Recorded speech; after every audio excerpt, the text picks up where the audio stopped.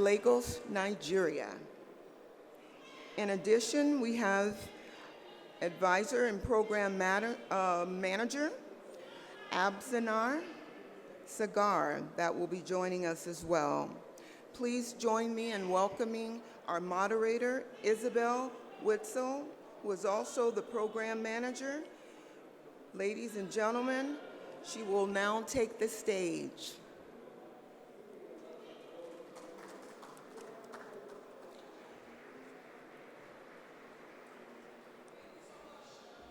This will be a very interesting presentation of how to harness the power of AI responsibly and to foster suitable and sustainable urban growth.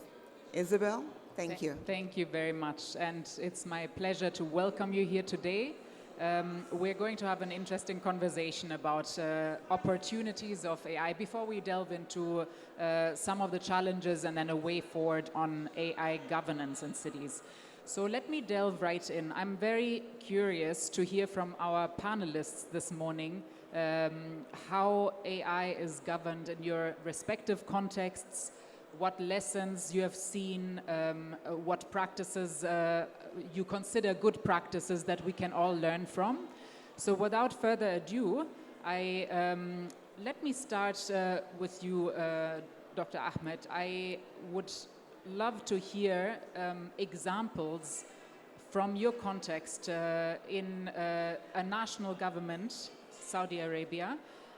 If you can tell me some of the promising ways that you see AI being applied in your context, and if you can share some practices, that will be excellent. Thank you. Thank you. Thank you, Isabel, for. I would like to thank you for hosting us today. It's actually a good question, Isabel. In Saudi Arabia, we do have a successful approach and successful story. Doing a governance by itself is not enough. So you have to combine three different aspects. The first one is the operation part.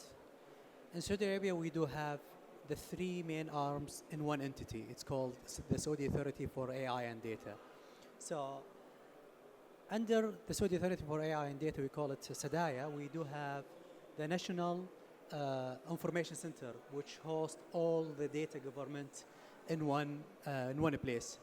The second arm, which is focused on the innovation part, we call it the National AI Center, which they focus mainly in developing an innovative solution that related to AI and data. The third one, and it's the most important one, which is the National Data Management Office.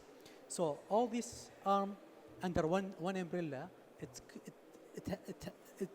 consolidates every aspect of governing the data and AI, tackling sharing the information, the ownership of the data, how the governmental and the private sector, they can access the individual data and the privacy. So combining the three aspects, innovation, operation, and regulation under one umbrella, it's going to empower the governance of the AI and data. Thank you so much for sharing this experience. Let me hand over to Tunbosun. As the Honorable Commissioner of the Lagos State Government, I'm curious what practices you can share with us today, but also if there's any particular areas in the urban context that you can share with us that you think are most ready to deal with AI application. Thank you very much. I hope I'm audible. Okay, great. I think our approach to AI recognizes the huge data gaps that we have for underrepresented communities. And so one of the things that we've done is to try and consolidate different data sets, disparate data sets from different areas, from education, from government services, and what we've really done is to drive an enterprise architecture for government where interoperability, drives activity, and then we subject a lot of that information to learning modules so that government services can be more efficient for citizens. One of the key areas that we think is very ready for AI applications is transportation. Lagos is a city of between 22 and 23 million people. And so moving people on a daily basis, right, is a huge challenge. And so in terms of traffic optimization, right, how can we move people from work to home every day? We just launched a new train line last year. Actually, over the past 2 years, 2 new train lines. And that is being incorporated into the traffic master plan. And so a lot of that is seeing how we can better manage traffic patterns, deploy information to on-the-ground traffic wardens to help direct traffic better. And we're seeing some key examples. One of the discussions we've been having is with Google, is to see how we can optimize our traffic lights, to see how we can reduce commute time minutes, and these minutes equals dollars and cents. So that's a really practical area that we've been trying to deploy AI. Of course, also in urban planning, from our land administration perspective, how do we make sure we administer land matters more efficiently? Because Lagos with 22 million people, the size of Lagos is about 0.4% of the entire country. So land is very important. So how do we best administer land matters? And how do we use artificial intelligence, right, to be able to know where we need to put more investment? I think those are areas that we think are very ready, and we're practically on the journey to deploying smart AI solutions. Excellent. Thank you very much. I mean, we have heard already issues around multi-level governance. We have heard about interoperability, and then the examples of land and transport as one of the key entry points to successful technological adoption in cities. So, Dr. Akram, you are part of the consulting firms that are working closely with governments. I'm very curious, from your perspective, collaborating with government, how do you see successful application of AI in governments, but also if you're contributing towards that technological advancement from your perspective? So please feel free to share also examples if you have any. Thank you. Excellent. Thank you very much. Maybe one way to think about, where some of the successes that we see is to structure basically how AI can really help in the urban context and in the city context. We usually see 3 levels of those applications. First is around the decision making and the city planning. The second one is about the operations of the city services, and the third one is about the actual citizen service delivery. On the first one, on the city planning, we see and we get involved in a lot of applications around, just planning the resources of the city, designing or simulating the impact of a new infrastructure development. For example, recently in one of the Central Asia countries, we helped develop an AI digital twin that actually allows to simulate the impact of new policies for transportation, new infrastructures like road or bridges that are being introduced, and see the impact on them in terms of financial, economic, before any of these major investments happen, to de-risk also the major physical build spending. There's also an element of simulating or predicting the demographic growth of the city. See basically, what is happening and what is likely to happen going forward, and then be able to plan the city assets in the most suitable way, be it healthcare, be it education facilities, be it garden and park spaces, and also kind of mitigate any congestion or mobility or pollution issues that might rise from the the rise of certain segments around the city. On the middle part about the city operations, that's usually the most traditional and has historically been kind of the most successful For example, intelligent transport systems. There's a lot of AI that coming into play here. There's a lot that is happening around waste management. Again, monitoring basically what's happening, planning the routes for the waste collection vehicles. Recently, actually, in KSA, there has been a successful example of visual pollution management, where basically AI goes around the city, identified where, for example, where is especially infrastructure waste, and basically identifies, over time if this waste is still there, because that also really reduces the quality of life for the people.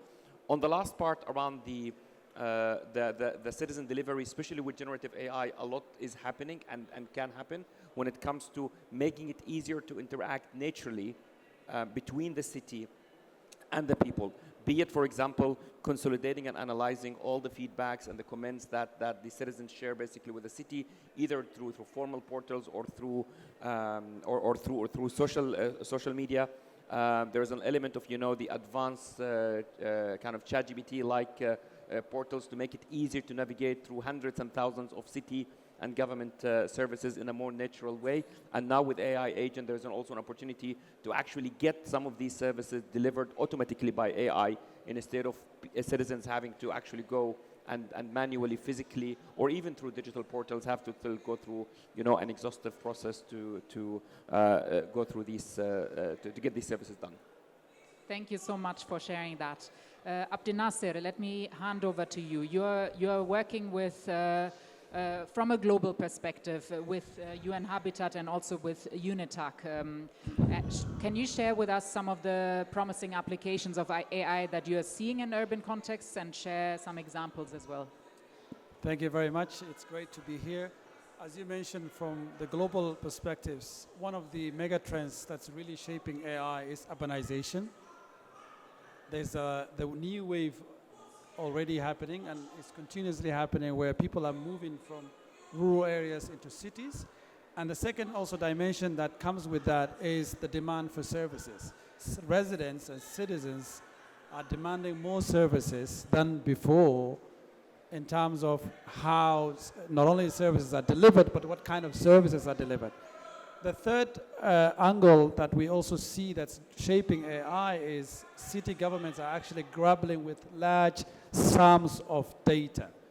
They have, of course, through their enterprise systems, through even public data sets, they don't know what to make of this data set.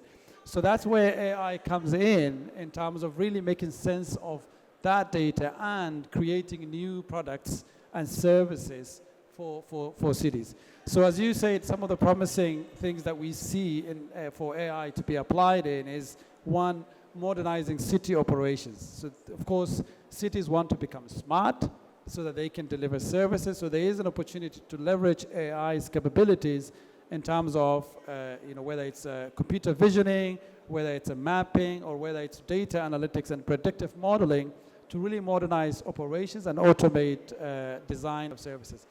The other areas that we also see quite often that cities want to or local governments want to really apply AI is the mapping activity, which is really consumes a lot of time and is also resource intensive, especially for larger cities. For example, to know how land is used, what are the different applications, different ways that land is grown or land is, applied, whether it's agricultural land or whether it's a residential or whether it's a commercial. Local governments want to understand, and so that they can come up with a pattern that works for them and that's more efficient. So even in the global south, where there are issues of urban delivering services, urban basic services, there is potential in leveraging AI, and that's what our keynote speaker highlighted in terms of UNITAC building an AI tool that can map settlements through use of aerial imagery and AI and machine learning to detect buildings. And this exercise used to take months and years to just get even a picture of what this settlement looked like. But now with AI, we're able to train that data through using data set. We're able to train and come up with a map which can be the basis for urban planning services. There are several other applications of AI. Of course, we have to be mindful of the risks and the challenges that come with it. But AI really provides cities the opportunity to not only become smart, but really to reach citizens in a way that hasn't been done before. Thank you so much. And I think we have heard several other key concepts here. One is we have heard that there's tremendous benefits to inclusion of residents and citizens in the context of how they can learn about city services, access them, use them effectively.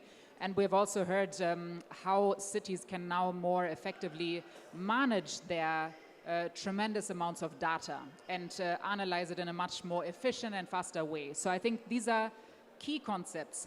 Let me now move to the flip side, the challenges. You just gave a segue into that. I think there are a lot of potential unintended risks related to AI if you're not governing the use of technologies in city contexts or in urban and policy contexts properly. So let me now hand back to you, Dr. Ahmed. I would like to hear from you what you think are maybe some of the challenges or even barriers to responsible AI adoption, talking from your experience in national government. Yeah, I mean, in Saudi Arabia, we do pay attention in developing the skills, the talent within Saudi Arabia. So we do offer many free courses, boot camp for the local, train them how to use AI and how to utilize AI in their daily life. I'll give you an example. Like we do have at the super app, it's called Tawakkalna. It has more than 32 million users. We do have another platform. It's a single sign-on app. It's called Nafad. Every day it has been accessed more than 1 billion times. This is related to the talent development and how to enable the individual to use the technology. The second main part, which is the challenging part for many governments when they want to adopt the AI applications, is to centralize the data back in one place. The same thing in Saudi Arabia under the umbrella of Sadaya, we do have the National Data Bank. More than 200 governmental data center connected in stream way to this national data bank. So if you want to develop, let's say, like in our case at Sadaya, we develop a platform, we call it Smart C platform. C from city, citizen, and country. We target many pillars related to security and safety, municipality, green initiatives, and public transportation. Another challenging aspect, which is actually the infrastructure itself. Let's say if each governmental sector, they want to establish or to create their own AI platform, they have to create the data center, buying the GPUs, all these kind of things is going to cost time and money. Consolidating all these efforts under one umbrella, like what we have in Saudi Arabia, we do have the governmental cloud computing, which consolidating the governmental services and data center in one single governmental cloud computing. This is also empowering the governmental part if they want to establish new services. The last and the most important challenging is how we can set a proper regulation and governance for such AI or generative AI or any trendy technology. So by involving all the different part of stakeholders from the individual, private sector, governmental, non-profit organization, and so on. So involving different parties to elaborate, to try to come up with a comprehensive framework to develop a governance for the emerging technology. Thank you very much. It's very inspiring to hear what KSA is doing, starting from the national government all the way down to citizen engagement. So let me hand over to hearing, well, I want to hear from the Lagos experience. You're dealing with a huge population within one city context. how do you make sure you're mitigating the risks of AI application? But also, I'm curious to hear how you're doing that without losing touch with your population's needs. So how can you ensure that residents are adequately receiving the support, I guess, that comes from the use of technologies in your context, and maybe you can also talk about potential, especially now focusing on the underserved or marginalized communities. What do you see as the ways to access these populations in particular? Okay, great. That's a very important question. And similar to KSA, we are also doing a top-down approach as well as a bottom-up approach. It's sort of like a dual strategy type. One of the first things we're doing from the national level is to form what we call the AI Collective, right? The AI Collective brings AI experts from different fields to drive responsible policy formulation, right? Because we discovered that for AI to be more inclusive, you need people from all walks of life to be in the room to drive policy formulation. And so you end up having inclusivity committees from different sectors, from different communities, to speak on their experience and what exactly we should be thinking about for responsible AI policy formulation. Out of that, we also have test beds, sandboxes, right? And so the idea is you do not deploy immediately, you test it out, and you form a feedback loop system that continuously improves the deployment of applications. And I think that's very important because if we are talking about marginalized communities, we were having a conversation earlier. AI applications, AI solutions are just going to be like us. Whatever we feed into it, eventually is what it's going to give us. So making sure that you have a wide representation of the community is very important, right? So that solutions are comprehensive. And I think multi-jurisdictional data sharing frameworks is very important. Learning what other jurisdictions have done and looking at how we can collaborate to also drive responsible AI policies and applications as well. I think it's very, very important. Transparency, giving citizens agency over their data, because we believe that trust breeds trust, but distrust breeds distrust, right? If people have agency over their data and you are informing them on what you're using it for and how you're using it, they are more willing to participate in whatever it is you are trying to achieve, especially if it's with city-level planning, trying to make their lives better. And so some of these things is what we see in trying to mitigate the risks of AI. A very, very inclusive strategy. And we just, we have the Nigerian National AI Strategy that highlights all of this and puts all of this into consideration. Thank you so much. Interesting to hear. You're doing living test beds and you have a lot of different ways of engaging residents. Dr. Akram, what is your view how you can see AI risks being mitigated or addressed in different city systems? Over to you. See, I think there are naturally a lot of risks that would come with AI, and some of them are like very specific to cities.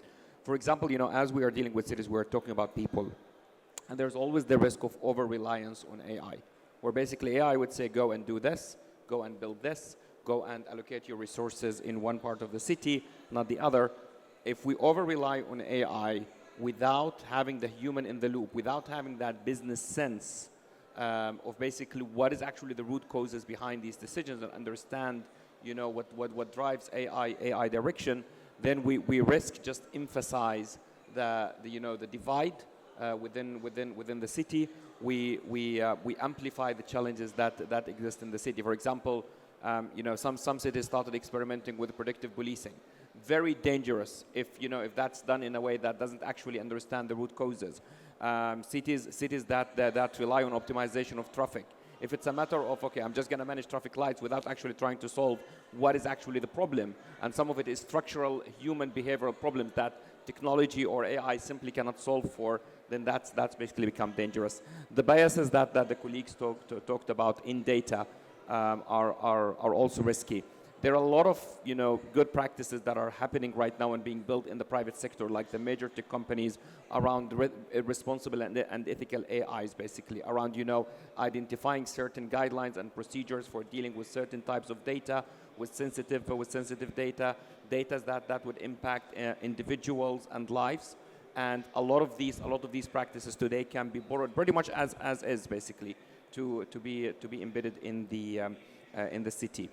Ensuring that we're not doing AI for AI in the first place, and today we tend to do that a lot. I sometimes have clients coming and asking me, we want to do AI-powered smart parking in the city. But the moment you actually start having the conversation, you're realizing actually there is very little understanding of what problem we're actually trying to solve for with AI, and you see that pretty much across the board. Making sure that business is clearly driving what AI is doing would ensure that you're actually leading to concrete impact, be it economic or social or safety, etc. And ensuring that as you are defining these business problems, you are engaging all the relevant segments. If you're solving for AI, you need to make sure if it's AI that is addressing elderly or is addressing people with special needs or children, then these needs to be included in the process as well. Thank you so much. So I think ethical AI strategies is really key, both at the national government side, but also at cities and the partners that are collaborating with cities. Abdel Nasser, how do you see, we as UN Habitat, we have collected a lot of data on the responsible use of AI.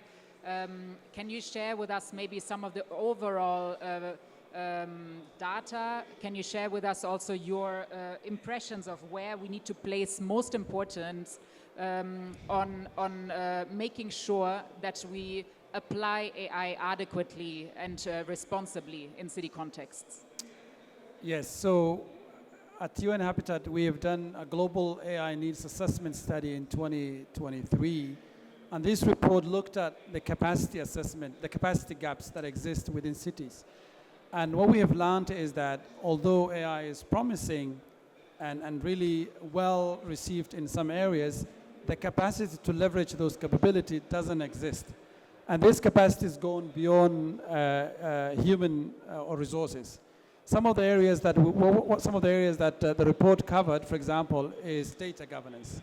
As we all know, the oil that the engine of AI runs on is data. And a lot of this data is collected either by the city or within city. The data that Google uses to optimize their mapping solutions, or other private sectors use to deliver services or reach customers or create new products, is from the city. And what we have found is that data that's collected is not representative of those residents, and that can create the biases that the other panelists have talked about. The other issue with data is also the digital divide, whose data is in there. These days, the digital divide is not just who has access to the smartphone, but also who is part of that ecosystem. And the other dimension is also, do these residents even understand the algorithms that these AI solutions are using? So if you're a resident and you're interacting with a virtual platform, filling out a form, do you know that this form will be analyzed by AI? So whatever you're putting in, because you will not have that interactive, clarification or that face-to-face interaction. So that it's very important for city governments to think about. The other area that the report highlighted very well is the area of procurement, where regulatory frameworks are not catching up with AI solutions. How do you procure AI solution? Of course, cities do not have the capacity to build their own AI model or to even maintain it or to have the infrastructure to design it. So how are you going to buy it? What is the, it's not an easy transaction. You're not just buying a product and it's going to be shipped. There is connotations, there is terms of conditions. So city governments have highlighted that they don't understand those, and they have the capacity to build that. The other area that quite a lot of others have highlighted, of course, which I talked about, is the capacity in terms of the technical capacity, in terms of do the staff really have the capabilities to govern AI, to understand the risks that they pose, the ethical. And lastly, what we've also learned from this report is the gap that exists between national level AI strategies and local level AI strategies. How do they complement and how do they align the two? So those are the areas that the report has highlighted. Maybe just to build on the point about the data governance and the technical capabilities, you'll be surprised, because of the data regulations or sometimes over-regulation, sometimes when we go and we agree with a client to deploy in public sector, for instance, or a city service provider, an AI use case. And we can't even get to the proof of concept because the first question that cannot be answered is that, do you guys have GPU access? And it's not because there is no GPU access. There is GPU access somewhere, but it's restricted because the government entities, who are typically the service providers, cannot access it because there are certain sovereign requirements, or there are cross-data border regulations that it means, for example, even if the GPU is available by a hyperscaler in another country, it cannot actually be used by these entities. So it's really amazing that, these small things can really block the simplest basically implementation of AI use cases within cities. Thanks. I think that raises a really interesting point. And let me ask you a follow-up question as well. What kind of legal frameworks and other mechanisms also to build capacity do you think cities need, and maybe also can you provide that can actually ensure that AI serves the public good? Also in the context of the barriers that you just explained. Yeah. Maybe briefly, I mean, we kind of already covered a lot of them. Before I even talk about AI, it really needs to be about data. And data in both ways. There is data that should enforce sharing of data across the relevant stakeholders. When it comes to AI, especially in the context of public sector and city services, you can't just rely on one data set from one data source. It has to be basically complementary data sets from different agencies working together. So having the right regulations that not just incentivize but actually enforces data sharing across agencies is very important. Data privacy, of course, to protect the citizens is very important as well. When it comes to AI, having a clear AI ethical framework is very important. Again, we don't need to reinvent the wheel. We have a lot of them. We have the UNESCO AI guidelines. Most of the worlds have adopted them. The countries in the region, a lot of them have already also translated those into national level AI agencies. And then translating that into kind of urban specific AI guidelines becomes important as well. I think when it comes to regulatory frameworks, these are pretty much the key ones. It's very important. There's also an element of, we need to strike the right balance between protecting the people and the country, of course, and protecting innovation. And striking that balance is very important. For example, Europe is really leaning more toward the more protective side, which in a way can endanger innovation. The Middle East so far, especially countries like UAE or KSA, are striking just the right balance between having the basic regulations, but also having pro-innovation spaces with things like regulatory sandboxes, focusing on smart cities, that would enable competitions and hackathons that with these innovations being taken then into the right safe sandbox to experiment the risks that basically can come of those is very important. So that's going to the last message is to make sure we don't overregulate. Otherwise, we will not be able to drive successful AI. Thank you so much. Let me move back to Lagos. How is your government involving communities in exactly that, the creation of the policies around AI, data, technology? I mean, do you have an example of how people actually contributed in the process of developing the governance mechanisms? Absolutely. I mentioned earlier about in Nigeria what we call the AI Collective, and it was bringing together multiple stakeholders from different sectors and from different communities to drive policy formulation so that we are thinking about what we might not naturally have thought about in developing policy. Sandboxes are very important, and this we are helping to drive with innovation hubs across Lagos. Lagos has a really, really vibrant startup ecosystem, and so really what the government has done is to fund a lot of startups in the area of AI to sort of drive the experimentation, to drive research and development, to see how exactly we can use some of these AI solutions for the good of the society. And so we have an active funding mechanism to drive R&D in AI so that we can see what sorts of solutions can help the community. Sandboxes are also very important. I've mentioned that. But like I said, we also have to subject our policy frameworks to frequent reviews.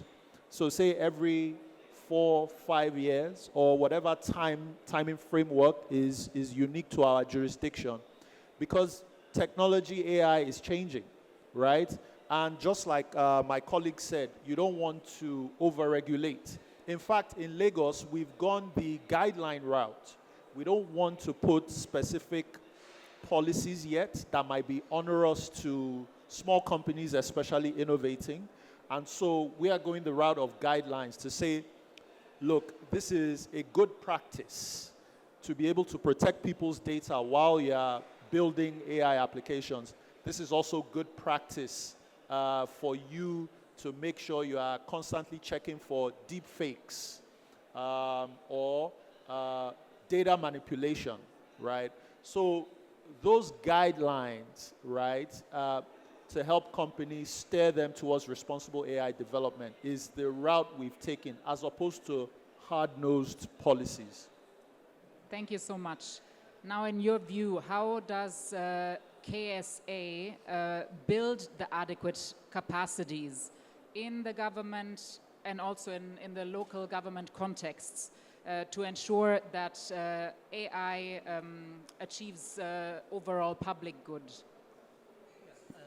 As I mentioned before, as I mentioned before, focusing on the developing the talent within the country, because if I bring a people, let's say from X country to develop AI algorithm and solutions for Y country, definitely they will stuck and will face many challenging in applying the same algorithm developed in different country to the other country. I'll give you one example.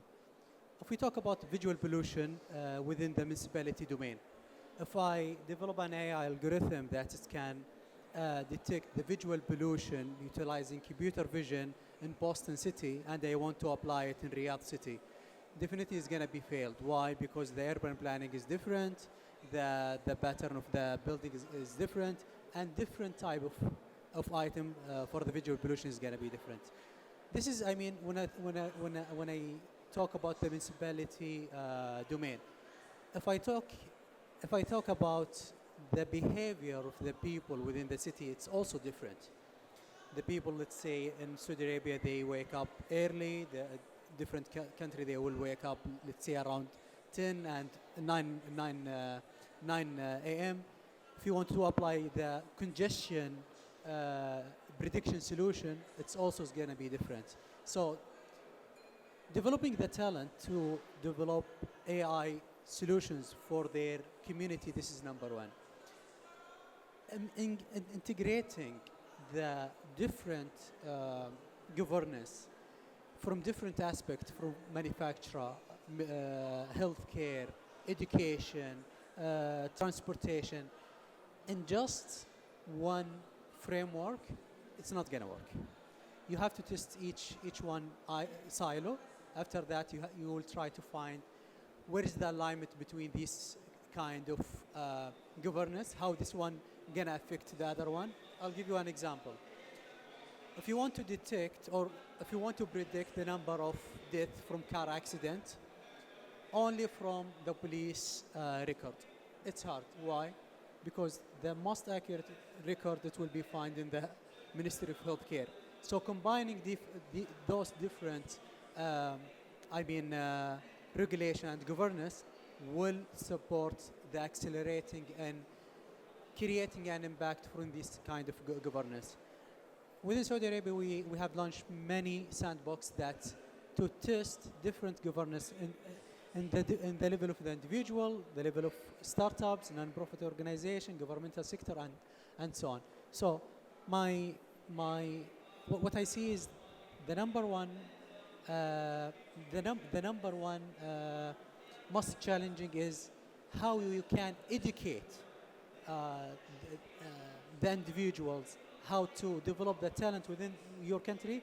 This is the most important factor if you want to adopt a proper AI initiatives within your country. Thank you so much. We are almost out of time now. So I have one more question for each one of you that you will respond in 1 minute. Abdel Nasir, where do you see the most? How do you see that urban AI governance can translate in global governance frameworks, and also how can you translate global governance frameworks on AI to local government contexts adequately? Just in a nutshell, what I would say is that we need to think differently the governance for AI, in that we should not expect local governments to just be the end users of global AI governance models or even national. We have to think about what can come out of local governments. And we have already seen some very innovative governance models like AI registers that several local governments have put in to explain and their models they're using, or even participatory processes for AI development. So what I would say in a nutshell is to really think about what lessons and what solutions can be really brought from the local to the global agenda. Thank you very much. Another question to you, Dr. Akram. I want to hear from the three of you now where you think the most exciting use of AI and other technologies in the contexts, where do you see them happening in the urban contexts? I think I would say two things. Cognitive AI, basically cognitive cities, and this is where AI thinks on behalf of everything that is happening in the city, on behalf of the people, on behalf of the businesses, optimizes for the resources, knowing where do we need more energy, where do we need more water, where do we need more police resources, etc.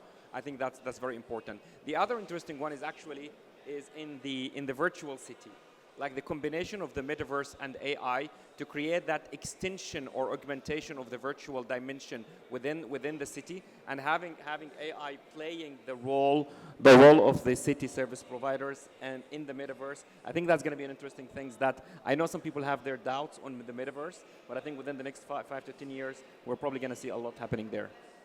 Interesting, metaverse and virtual realities. How about in Lagos? Where do you see the most exciting application or use of AI in your city, in your state government? Absolutely, and at the sound of or at the risk of being repetitive, it's in cognitive cities and the ability for us to manage with increase in population and finite resources, how do you effectively manage an increasing population set? So AI holds the potential, a very large potential for Lagos, because we are projected by 2050 to be over 35 million. Now, in that sort of number, in a very small space, requires very ingenious sorts of management strategies. And I think only AI can help us reach that juncture. Thank you so much. Last but not least, let's hear from you. Yeah, I mean, with the increasing number in the population, with the mega city, one interesting application is how we can plan, monitor, and predict the congestion within the city. So, when we say a smart city, it's revolved around how we can provide a quality of life or higher quality of life for the resident. One main thing that how you can reduce the congestion time for the community. So, I mean, within Sadaya, we do have a smart Riyadh Operation Center. This operation center mainly utilizing AI to plan for the mega event, for the congestion within the capital city by utilizing the AI solution. One successful story has been created from this center is by reducing the congestion in one of the mega events in Saudi Arabia by almost 75% of the waiting time. So when at the end, I would like to highlight one important thing. We will hear about many emerging technology, but what is the main objective of using these kind of technologies is to increase the quality of life, to make the citizen, the resident, live in happier life. Finally, I would love to invite you all for our next Global Smart City Forum, which is going to be held in Riyadh in September 28th. Thank you. Thank you so much. So our time is up. I would like to sincerely thank all of the speakers for giving us all very interesting insights into your practices at government level, in city, collaborating very closely with cities and governments. So thank you on behalf of UN Habitat, and I wish you all the best. Thank you so much, Isabel.